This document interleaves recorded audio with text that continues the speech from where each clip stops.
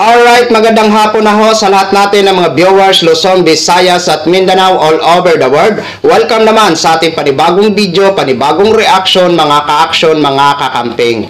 So may nais lang ho ako na i-share ho sa inyo mga ka-action. No? Ito po yung kapapasok lang na naging statement ni EEP General Browner ho mga ka-action. At nagpapasalamat po ako dito kay General Browner. Maraming salamat po sa inyo sir. Saludo ho ako sa inyo. Ayan, eto po, pakinggan po muna natin mga ka-action, mga kakamping. Kaya't itong mga nananawagan po na sumama yung mga sundalo sa mga rallies o kaya sa mga panawagan nila ng kudeta, wag na po kayong umasa na ang Armed Forces of the Philippines ay gagawa ng unconstitutional activities, or we will not resort to unconstitutional means to bring about change. We will stick to the rule of law at hindi po tayo lalabag dito. Hindi tayo magkukudeta, hindi tayo military junta. Dahil ang kawawa po ay ang ating bansa. So, ginawa po namin ito. So for this November 16, 17, and 18, ang AFP po ay nakahanda na sumuporta sa ating Philippine National Police so that mapanatili natin yung kapayapaan at the peace and order. So, yun na ho mga ka-action, mga kakamping, no, napakinggan na ho natin si EEP General Browner ho mga ka-action. Uulitin ko lang ho, maraming salamat po sa inyo sir, sa inyong pagiging loyal sa Constitution. Mabuhay po kayo. So, itong mga wag na daw kayong umasa. Oo, wag na daw kayong umasa.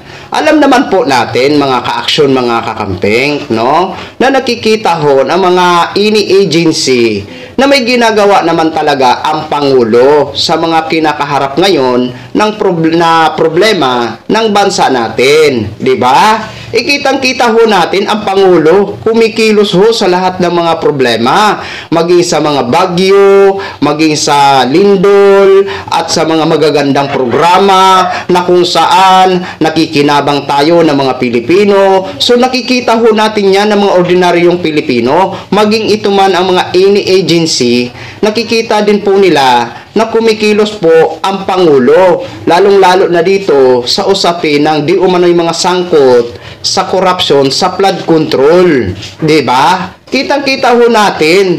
Ang ilan sa ating kasi ng mga kababayan, kahit naman napapanood ho nila yan na may ginagawa ang Pangulo, sinasabi pa rin nila na wala daw ginagawa ang Pangulo. Kasi nga ho, parang nagbubulag-bulagan yata sila at nagbibingi-bingihan na alam naman nila na may ginagawa ang Pangulo. Di ba? Kaya, saludo ho tayo dito sa naging statement ni EEP General Browner. Di ba? At least, nalaman na natin ang side ng EEP. Di ba? O, paano na yan, mga DDS? Huwag na daw ho kayong umasa. Aroy ko po. Ay, nako. Alam nyo, sa totoo lang, mga kababayan namin ng mga DDS, kapwa naman tayo Pilipino eh. Di ba? Bakit hindi na lang natin hayaan na matapos ang termino ni Mr. President Bongbong Marcos? Dahil alam ko naman at alam nyo naman na nakikita nyo naman na may ginagawa ang Pangulo. Di ba?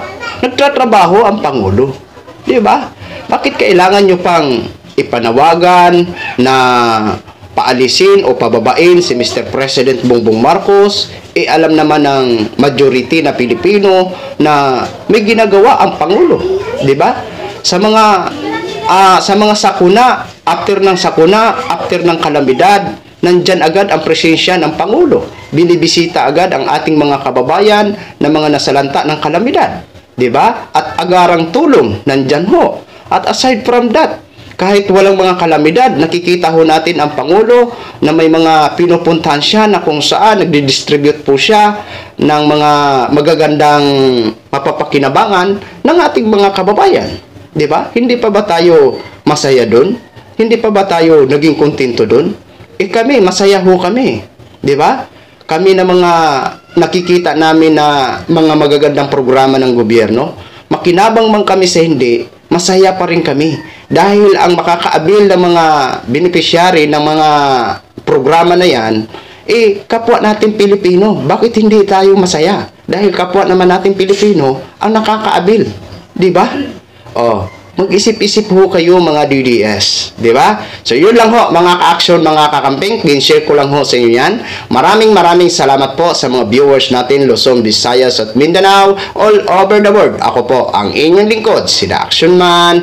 Have a good day, everyone!